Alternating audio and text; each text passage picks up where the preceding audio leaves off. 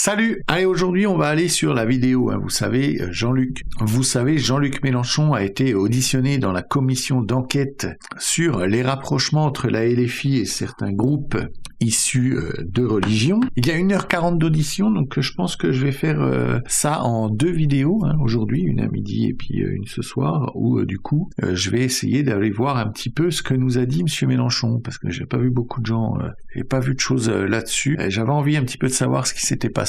C'est surtout en fait la partie introduction de la vidéo qu'on va voir dans cette première partie, et on va voir avec quelle habileté, bien sûr, Monsieur Mélenchon, comment il essaye d'orienter de où on part pour faire cette commission un petit peu. Parce que ça ne lui plaît pas tellement de la manière dont la commission essaye de faire tout ça, et ça ne lui plaît pas que son parti soit bien sûr accusé, et il est en difficulté, parce que c'est quelque chose, les accusations sont quand même assez graves. Et donc du coup, il va bien sûr s'efforcer, vous allez voir, d'essayer de recentrer sur quelque chose qui l'arrange, et bien sûr, la laïcité, ce sera un peu la clé de voûte de tout ça. On va voir tout ça en détail. D'abord, cette commission est sous la présidence de Xavier Breton. Xavier Breton, en fait, c'est un député LR de l'Ain, ancré à droite, un conservatrice, il est catholique assumé. Il a toujours pris part aux activités catholiques et ne s'en cache pas du tout. Il est donc très implanté localement et il est souvent réélu député. Ça fait plus de 18 ans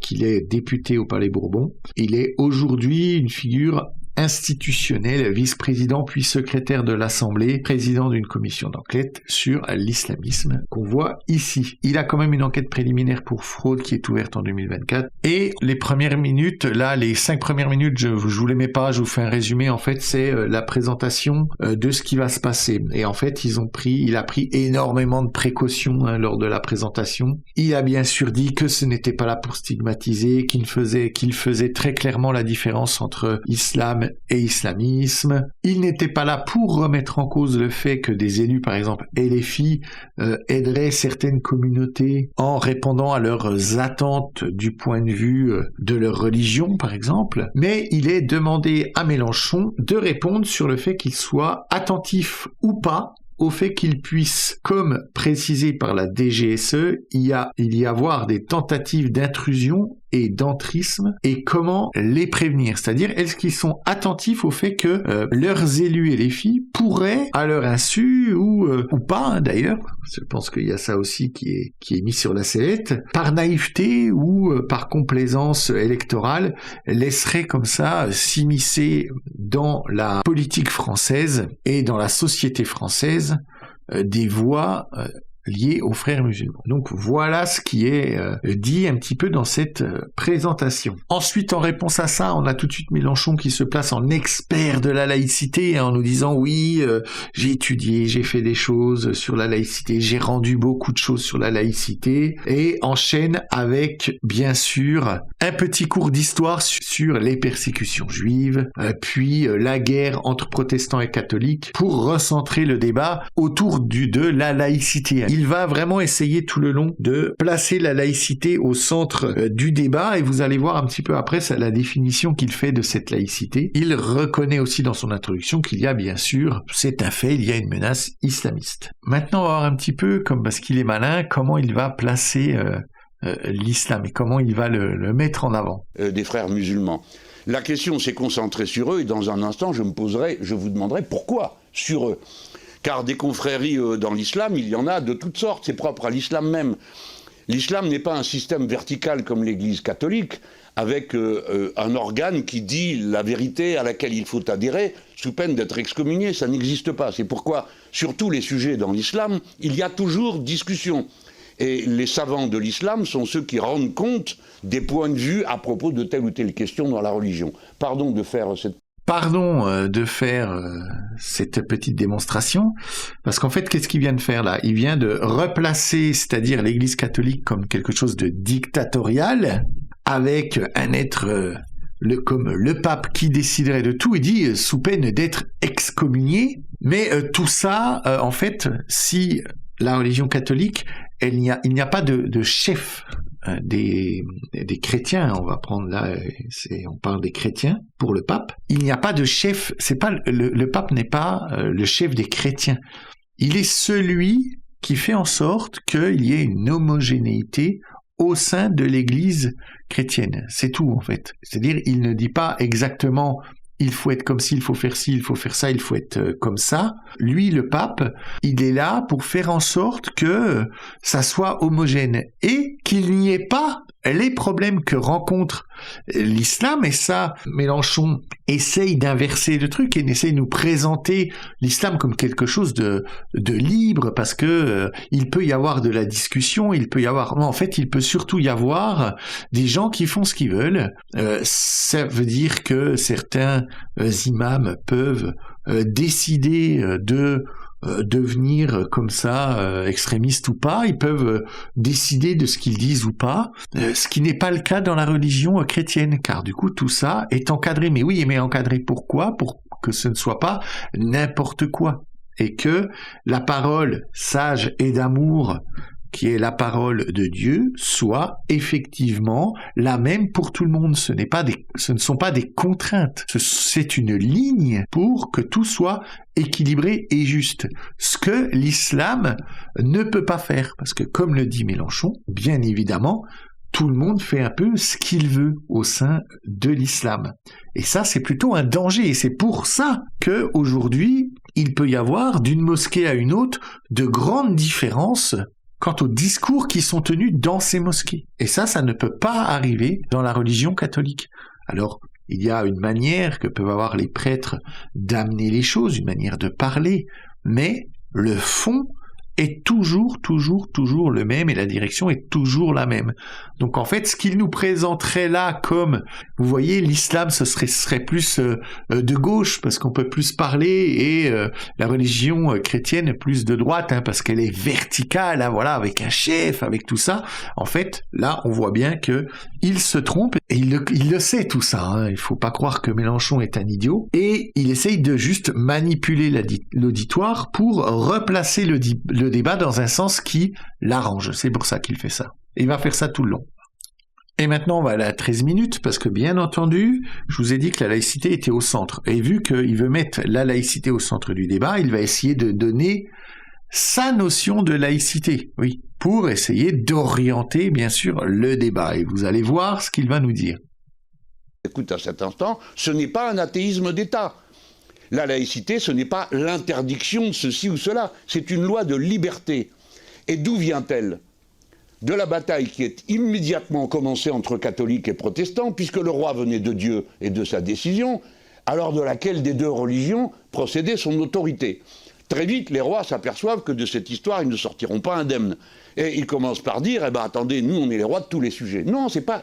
ça s'est passé comme ça. Et il a fallu que tout ce cheminement du siècle, des siècles, 2 siècles et 19 ans, vous avez ensuite un parti royaliste qui se fiche complètement de savoir qui Dieu a choisi. Et ils disent la loi française, c'est la loi salique, l'aîné de la branche aînée est roi de France.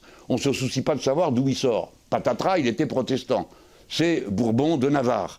Et il a fallu surmonter ça. Et puis il y a la Révolution, et puis il y a la Commune, j'en passe. Mais c'est pour vous dire, le problème auquel nous sommes confrontés n'est pas nouveau, et nous devons tenir compte des enseignements du passé, ayant pour objectif l'unité des Français. Donc pourquoi...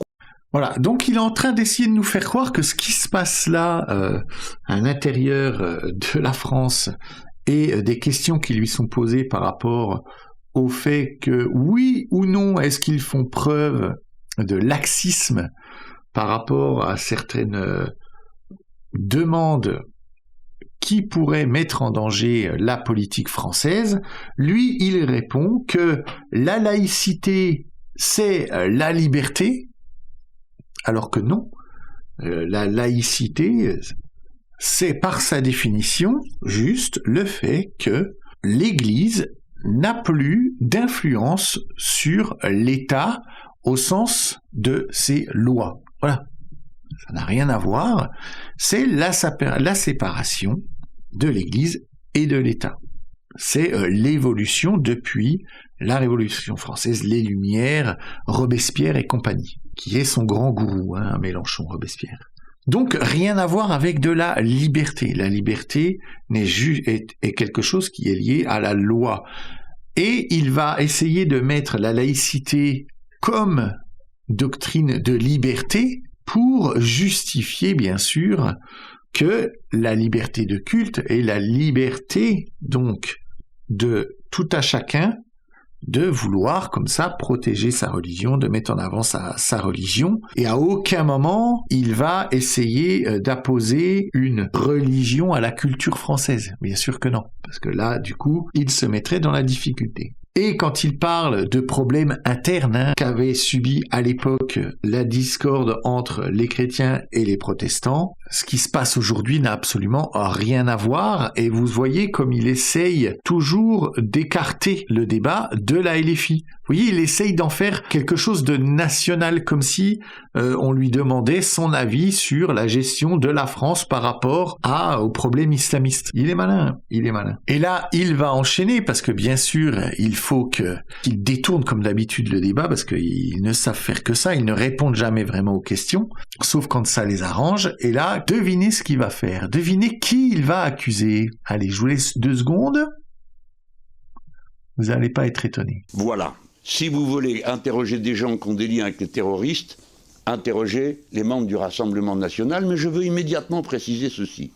Je ne suis pas en train d'accuser le Rassemblement national d'avoir un lien avec le terrorisme. Mais 2 de ses membres ont été pris la main dans le sac, l'un à vendre des armes, l'autre à aider le travail. Je précise bien, je n'en accuse pas le Rassemblement national, je ne l'ai jamais fait. Je fais preuve de mesure. Mon domicile a été entièrement saccagé. Et sur tous les murs, il y avait des slogans du Rassemblement national. Je n'ai jamais accusé le Rassemblement national d'avoir décidé cette agression, car je ne le crois pas. Voilà pourquoi je ne crois pas que le Rassemblement national soit un mouvement qui soit lié au groupe terroriste. Cependant, les connexions existent pour des raisons qui sont idéologiques, et il faut les comprendre. De telles connexions n'existent pas pour nous, puisque par définition, nous sommes un mouvement qui postule que la similitude des êtres humains crée leur égalité en droit.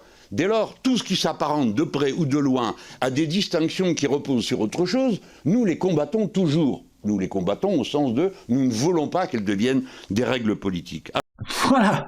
Donc là, c'est clair. Alors, il dit qu'il n'accuse pas le Rassemblement national, mais par contre, il le cite. C'est-à-dire que les 2 personnes qu'il dit qui sont au Rassemblement national, il pourrait directement dire telle et telle personne ont été accusées et ce ne sont pas des gens de mon parti. Voilà. Et s'arrêter là. Non, non. Il ne nomme même pas ces personnes, mais après, il nous dit qu'il n'accuse pas le Rassemblement national. Par contre, il ne nomme que le Rassemblement national et n'accuse pas ces personnes. Ça, c'est un petit tour de passe-passe du petit malin. Et il finit par dire que eux ne peuvent pas être des méchants parce que ce sont des gentils. Voilà.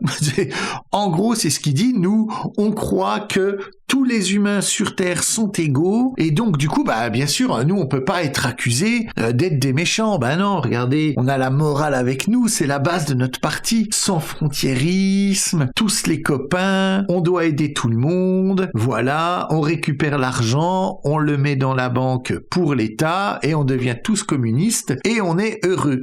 Voilà, Monsieur Mélenchon, c'est vraiment exceptionnel votre manière de vous défendre en accusant d'autres et en détournant toujours l'attention. Alors, me voici tout de même devant vous. Alors vous pouvez vous en étonner après ce que je viens de vous dire, mais je vais vous dire pourquoi. Eh bien parce que votre commission a déjà produit les documents qui nous innocentent absolument. Tous les responsables de services de renseignement du pays que vous avez entendus, j'ai lu les comptes rendus, aucun ne dit qu'il y a un lien entre nous et les islamistes. Ils disent même le contraire. Aussi bien s'agissant des frères musulmans qui sont en cause dans ce qui nous occupe présentement, eh bien le rapport de M. Courtade et de M. l'ambassadeur Gouillette dit, il ne peut pas être plus clair. Au niveau français, dit M. Courtade, je ne connais pas de stratégie constituée d'influence de la mouvance frériste auprès des partis politiques.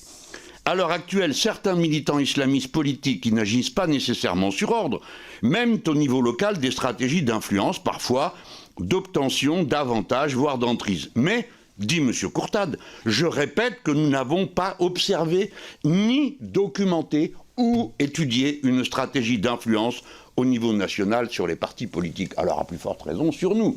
Ceci vient de votre compte-rendu, pas de nos investigations à nous, car nous en menons aussi. Et je vais vous en dire un mot pour vous mettre en garde. contre ce qui vous arrive. Là, on va revenir sur ce qu'il vient de dire, parce que c'est intéressant. Déjà, il confond deux choses.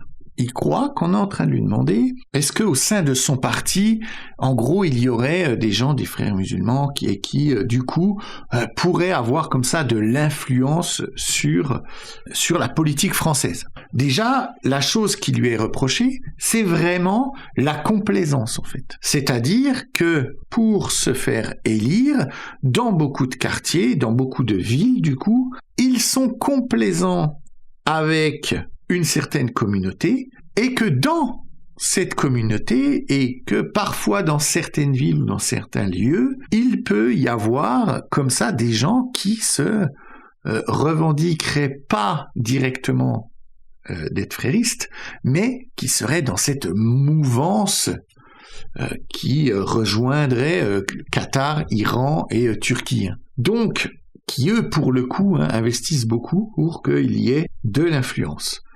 Donc oui, aujourd'hui, à l'échelle nationale politique, l'influence n'a pas pu être prouvée. Mais ce qu'on lui reproche, c'est que, à cause de leurs actions, à cause de leur complaisance, cela pourrait arriver, en fait. Et, du coup, c'est une forme de complicité, vous voyez, mais une complicité indirecte qui ferait en sorte que il donnerait comme ça plus de pouvoir à certaines organisations. Et bien sûr, après tout ça, là, il finit sa phrase en disant « Je vais vous mettre en garde », posture paternelle directement, il veut essayer d'un petit peu prendre le dessus, en fait, sur la conversation, se placer comme celui qui, attention, ne me cherchez pas, je suis le grand gourou. Ensuite, il y a quelque chose d'intéressant, à 19 minutes. Charles, c'était des diplomates américains. Et il m'avait répondu, pas du tout, moi j'ai expulsé 47 espions. Voilà comment, depuis toujours, les Français n'ont jamais admis, y compris des puissances amies, qu'elles se mêlent de nos affaires. Par conséquent, nous avons protesté. Que s'est-il passé? Rien. Là-dessus, nous voici partis avec un sondage qui donne lieu à toutes sortes de commentaires dans la presse en disant « il est manipulé ». Qui l'a fait? Vous avez reçu 2 personnes. Président, il est important, monsieur le rapporteur, monsieur le président, que vous sachiez qui vous a recommandé d'entendre ces 2 personnes. Car elles sont liées à un journal qui n'existe pas, mais qui est distribué gratuitement à l'Assemblée nationale. Et ce journal est lié à un fonds qui lui-même est lié aux Émiratis. Tout ça est expliqué dans les documents que je viens de vous transmettre, non pas de nous, les Insoumis, mais du Monde, de Mediapart et de Orient 21. Par conséquent, et que se passe-t-il? Je m'empresse de dire aux Émiratis qui éventuellement m'écoutent que je n'ai rien contre eux ni l'affaire et n'en veux pas. Mais il n'empêche qu'ils ont manipulé. Ils ont manipulé et ils se donnent pour objectif, c'est l'objectif de ce journal, Écran de veille, de provoquer des débats publics. Et c'est eux qui, par compétition avec le Qatar, ont imaginé qu'il fallait mettre en cause des frères musulmans pour mettre en cause le Qatar. Sans doute y a-t-il des frères musulmans en France, bien sûr, il y a de tout en France, sur tous les sujets. Et par conséquent, pourquoi n'y aurait-il pas des frères musulmans? Et pourquoi il prend cet exemple? Parce qu'en fait, oui, les Émirats et l'Arabie Saoudite considèrent le Qatar, l'Iran et la Turquie comme des pays musulmans qui sont donc influencés par les frères musulmans que combattent les Émirats, l'Arabie Saoudite, Bahreïn et Égypte et compagnie. C'est d'ailleurs pour ça que l'Égypte a monté un mur de 10 mètres de haut pour empêcher les gens de Gaza d'aller en Égypte. Il y a eu un blocus d'ailleurs fait par les Émirats et tous leurs alliés contre le Qatar pendant 3 ans, de 2018 à 2021. Il y a bien sûr une immense guerre économique entre les Émirats arabes unis et le Qatar qui se tirent un peu la bourre dans leur région par rapport à tout ça. Et les Émirats sont bien sûr proches de l'Arabie Saoudite, Égypte et Occident, tandis que le Qatar, lui, s'appuie sur la Turquie et l'Iran. On pourrait avoir, comme il dit, une influence des Émirats, mais cette influence, elle est pour lutter contre justement les frères musulmans, parce qu'ils les perçoivent vraiment comme un danger. Organisation jugée terroriste et criminelle dans tous ces pays. Parce qu'en fait, on n'a absolument aucune preuve de tout ce que dit Mélenchon là. C'est, entre guillemets, il en déduit des choses avec son génial petit cerveau. Et même si c'était vrai, de toute façon, les Émirats arabes unis ne cherchent en fait qu'à alerter sur les dangers de tout ça. Et si ça pousse peut-être un petit peu plus fort, c'est qu'il y a eu la Coupe du Monde au Qatar, enfin oui, ce genre de choses, et peut-être que les Émirats Arabes Unis se disent mais qu'est-ce qui se passe? Comment l'Occident peut un petit peu laisser rentrer de telles idées? Et bien sûr que Mélenchon se place du côté, vous avez vu, de manière très habile, il se place un petit peu en opposition avec les Émirats Arabes Unis, là dans son discours on l'entend bien, il prévient même je n'ai rien contre, je ne veux pas de problème avec eux. On voit là où il veut se placer, et encore une fois, il est très ambigu. Et maintenant, on va voir quel postulat de départ il veut pour la discussion de la commission. C'est assez intéressant. Les formes de violence islamistes ou même de gauche. Un point encore, et j'aurai fini pour cette introduction. Je veux vous parler des conditions dans lesquelles, je vous l'ai dit en début, la laïcité est née de la nécessité de la liberté du culte. La laïcité est donc d'abord protectrice de la liberté du culte, pas de son interdiction. Et dès lors que cette confrontation permanente à l'exercice du culte est posée à un Français, c'est toujours un sujet pour lui un peu plus délicat que pour d'autres, qui acceptent que l'on colle côte à côte dans des ghettos toutes les croyances. Nous, Français, nous ne condamnons jamais une opinion, nous condamnons une pratique. Ce sont donc toujours des actes et des pratiques. Pour le reste, la liberté de conscience est absolue, et d'ailleurs incontrôlable, vous le savez aussi bien que moi. Nous ne pouvons donc combattre que des actes.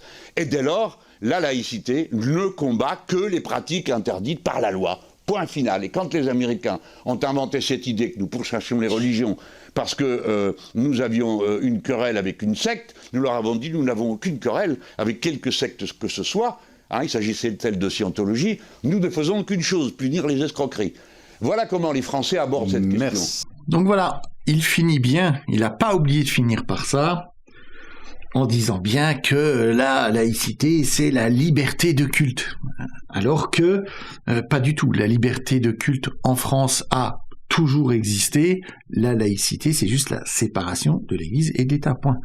À aucun moment, la laïcité est là pour protéger certains cultes ou cette liberté de culte. Ça, la liberté de culte, c'est quelque chose qui existe dans la loi française, point, en fait.